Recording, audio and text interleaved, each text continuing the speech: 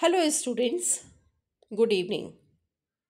Here I'll be talking about important tenses, not all tenses, and not in sequence, random. I'm going to speak on tenses which are very important and which are important for writing purpose, for speaking purpose, right? So let us start. You know that tense is that's a tense means time, and time is denoted with the verb, right?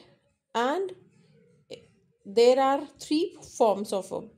आपको पता है parts of speech, 8 parts of speech. What are they? जल्दी से recall करते हैं. Noun, pronoun, verb, adverb, adjective, conjunction, preposition, and interjection, right?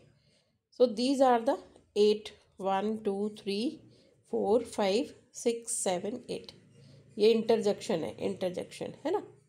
तो इन दो आठों पार्ट्स ऑफ स्पीच में these two parts of speech, verb and adjective, right, have three forms.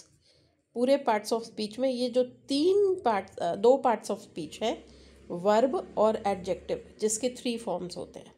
तो verb के थ्री फॉर्म्स क्या है? वर्ब के three forms are, these are the three forms of verb.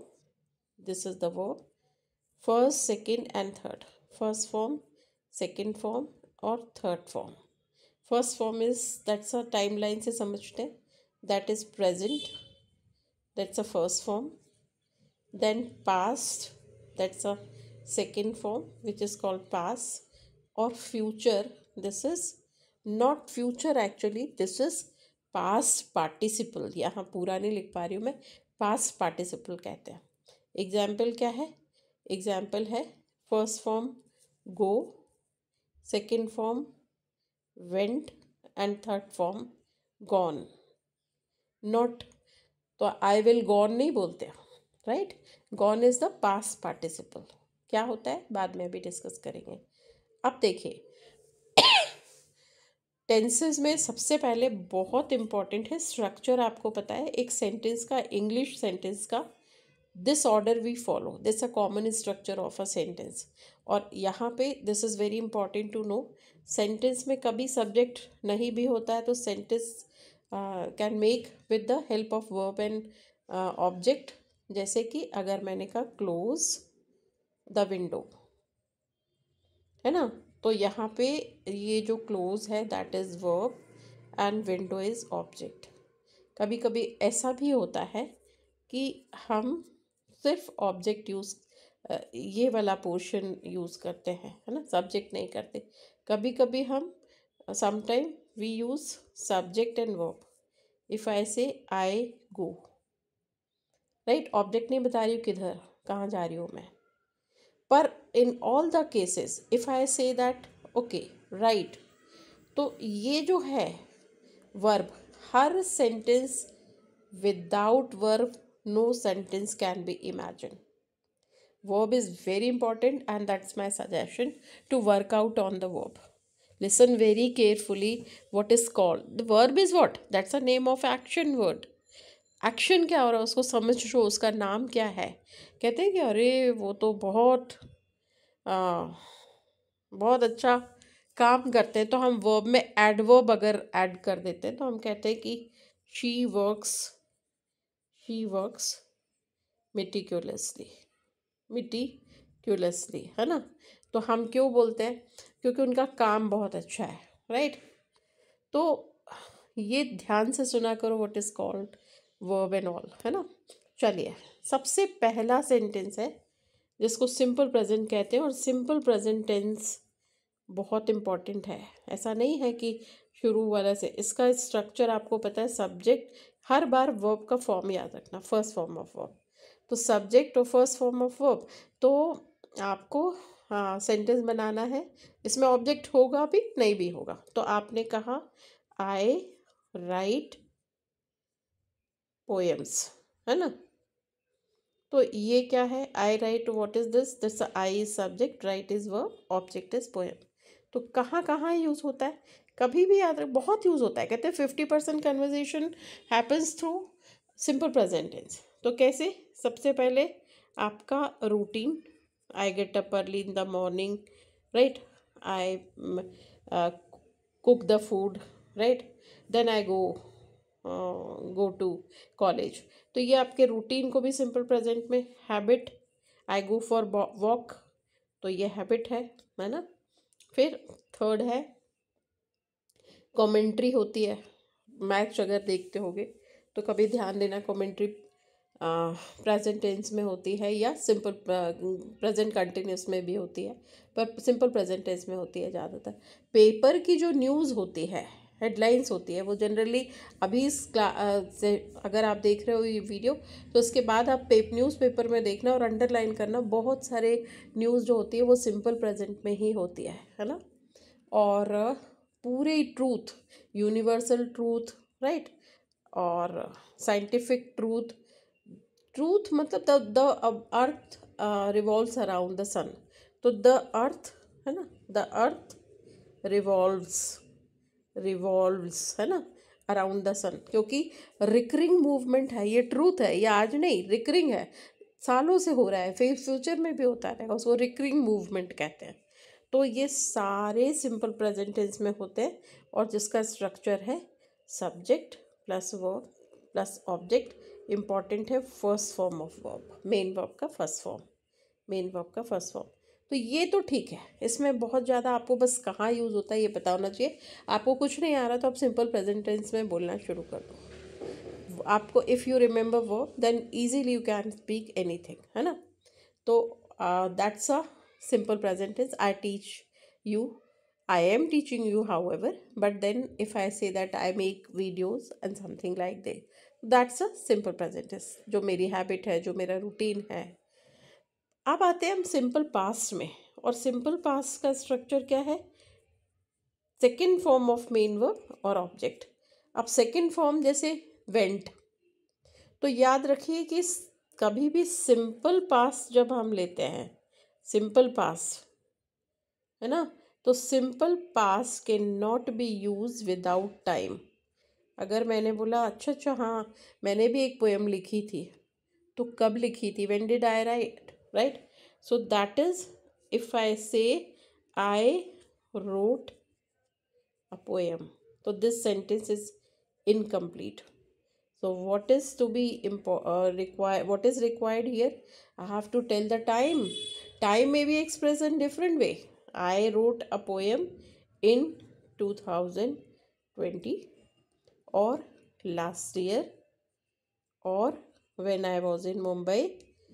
कुछ भी हो सकता है, वो एक्सप्रेशन आपका लंबा छोटा बड़ा, ईयर डेट वेडनेसडे ट्यूसडे कुछ भी होगा, but simple present tense can not be express without time frame. आपको टाइम फ्रेम तो देना ही है, तो ये एक बात होती है। फिर सिंपल फ्यूचर ठीक है, उसके बाद हम आते हैं प्रेजेंट कंटिन्यूस में। एक बात याद रखना, मैंने बोला राइट नाउ, राइट नाउ नहीं, राइट नहीं, नो ऐसा बोल सकते हैं, nowadays, nowadays comma I am reading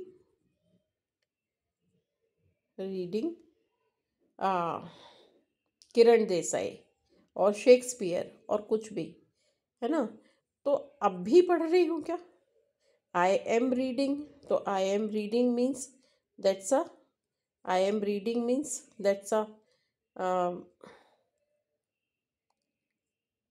continuous tense. और कहते हैं कि मैं, अगर आप ग्रामेटिकली पढ़ो तो कहते हैं कि present continuous tense is use for the activity which is on the process और विच इज़ गोइंग ऑन। तो क्या आप अभी पढ़ रहे हो? नहीं, आजकल मैं शेक्सपियर पढ़ रहा हूँ, या किरण देसाई पढ़ रहा हूँ, या चेतन भगत पढ़ रहा हूँ, कुछ भी पढ़ रहा हूँ। तो ये याद रखना कि रूल्स कुछ और होते हैं, पर हम इम्प्लीमेंट उसको अलग तरीके से करते हैं। जैसे मान लो मैंने बोला you know we are going movie today, we are going movie today, movie today. अब भी जा रहे हैं क्या? नहीं, फ्यूचर में जाएंगे, मतलब शाम को जाएंगे हम, लेकिन प्रैक्टिकली ये होता है। तो ये आप याद रखना कि रूल्स कुछ और होते हैं, एप्लीकेशन बहुत अलग होती है। फिर आते हैं हम सिंपल पास्ट, ठीक है ना, past continuous, present continuous, future continuous. उसके बाद अब जो मुझे आपको बताना है वो दो दो उसमें बड़ा कंफ्यूजन है। एक तो सिंपल पास्ट और एक है पास्ट परफेक्ट। पास्ट परफेक्ट आपके ब्रेन में तुरंत ये क्लिक हो जाना चाहिए कि सिंपल पास्ट मतलब किसकी बात कर रहे हैं, वर्ब का सेकेंड फॉर्म, और पास्ट परफेक्ट मतलब कि हेड के साथ वर्ब का थर्ड फॉर्म, मेन वर्ब का, है ना, ये मेन वर्ब का सेकेंड फॉर्म है। ये बहुत बड़ा डिफरेंस है, इसको समझना। अब सिचुएशन ये है कि आप फ़ोन में बात कर रहे हो और आपकी टीचर क्लास में आ गई, तो आपने अपने फ्रेंड से कहा कि I will talk you later because my teacher, दो पॉसिबिलिटीज़ है, माई टीचर हैज़ कम, या फिर माई टीचर केम। अब ये क्लास इंटरेक्टिव तो नहीं हो सकती, पर मैं ही आपको बताती हूँ कि क्या आएगा। आप फ़ोन में बात कर रहे, situation is that you are talking on phone and then your teacher has come. तो टीचर आ गई, तो टीचर यहाँ कहीं आई है, मतलब ये अगर प्रेजेंट टेंस है तो टीचर यहाँ कहीं अब भी आई है ना, वो प्रेजेंट को एक तरह से टच कर रही है। अगर आप कहते हैं द टीचर केम, तो वो यहाँ कहीं आई है। तो टीचर केम तो पास्ट टेंस है, तो फिर आपको बताना पड़ेगा when I was talking to you, तो वो तो बात ही बदल गई। तो यहाँ पर करेक्ट सेंटेंस है द टीचर हैज़ कम, क्योंकि हैज़, हैव और हैड अगर हम लगाते हैं परफेक्ट टेंस, तो ये मैं फिर से टाइमलाइन बताती हूँ आपको। ये है प्रेजेंट टेंस, है ना, और अगर प्रेजेंट टेंस में यहाँ कहीं एक्शन खत्म होता है, जो पास्ट और प्रेजेंट, पास्ट टेंस जो प्रेजेंट को टच करता है उसको कहते हैं हम परफेक्ट टेंस। और परफेक्ट वो कुछ भी हो सकता है। प्रेजेंट परफेक्ट है क्योंकि ये प्रेजेंट को टच कर रहा है, इसलिए ये प्रेजेंट टेंस है। पास्ट परफेक्ट होता क्या सिचुएशन होती पास्ट परफेक्ट के लिए, यहाँ कहीं है, और यहाँ पास्ट परफेक्ट मतलब यहाँ से कहीं पर टच हुआ। तो आई हैड लर्न, है ना। अब वो बताती हूँ, पास्ट परफेक्ट भी बताती हूँ, पहले ये समझो प्रेजेंट परफेक्ट टेंस। तो प्रेजेंट परफेक्ट में हैव गॉन, आपने कहा हैव फिनिश्ड माई वर्क, है ना, तो आई हैव फिनिश्ड, अभी अभी किया। अब वो कंटेक्स्ट आपको समझना पड़ेगा। मैंने बोला I have finished my work, मतलब लास्ट ईयर कर लिया, रिसेंट किया। एक्चुअली हैव का मतलब होता है अभी, इसमें रिसेंट, है ना, या जस्ट नाउ, या जिसमें हिंदी में हम कहते हैं अभी अभी। तो वो जो अभी अभी है वो है परफेक्ट टेंस। तो परफेक्ट टेंस में सिंपल प्रेजेंट परफेक्ट तो कोई दिक्कत नहीं, पास्ट परफेक्ट कब यूज़ करते हैं, बच्चे कंफ्यूज होते हैं। तो पास्ट परफेक्ट याद रखो कि जब पास्ट में कोई एक्टिविटी है, दो है, तीन है, तो कोई दो एक्टिविटीज़ है, तो फिर क्वेश्चन आता है कि कौन सी एक्टिविटी को पास, दोनों बताया तो कौन सी पहले हुई कौन सी बाद में, अर्ली और लेटर, है ना। तो नेचुरली ये अर्ली है क्योंकि ये यहाँ कहीं है, ये यहाँ पर है, और पुरानी बात है, ये थोड़ी नई बात है। तो आपने बड़ा कॉमन सेंटेंस सुना होगा, उस बहुत कॉमन सेंटेंस है कि when I reach the station, when I reached, I reached मतलब simple past, reach the station, the station, the train had already gone, ऐसा इसमें लिख नहीं पा रही हूँ मैं, the train had already gone. मैं इसको पूरा लिख के बताती हूँ। When I reached the station, है ना, the train had already gone, the train had already gone. अब यहाँ पे आप नोटिस करना कि दो तरह के टेंसेस यूज हो रहे हैं। When I reached the station the train had already gone, तो train had gone, train had gone, तो ये जो हैड गॉन है ये पास्ट परफेक्ट है। तो आपका जाना पहले हुआ कि ट्रेन का निकलना पहले हुआ? ऑफ कोर्स ट्रेन का निकलना। ये टाइम लाइन अगर है तो ट्रेन यहाँ कहीं निकल गई और आप यहाँ कहीं पहुँचे, है ना। तो याद रखना कि जो पुराना समय है वो हमेशा पास्ट परफेक्ट होता है और जो रीसेंट टाइम होता है उसको सिंपल परफेक्ट में यूज़ करते हैं, है ना। फिर एक और लास्ट टेंस मुझे जो अभी बताना है आपको वो है प्रेजेंट परफेक्ट कंटिन्यूस टेंस। ये प्रेजेंट है, अभी है, परफेक्ट है ना। और परफेक्ट का मतलब हैज़, हैड, हैव, और कंटिन्यूस भी है। कंटिन्यूस भी बड़ा भारी है एक्चुअली।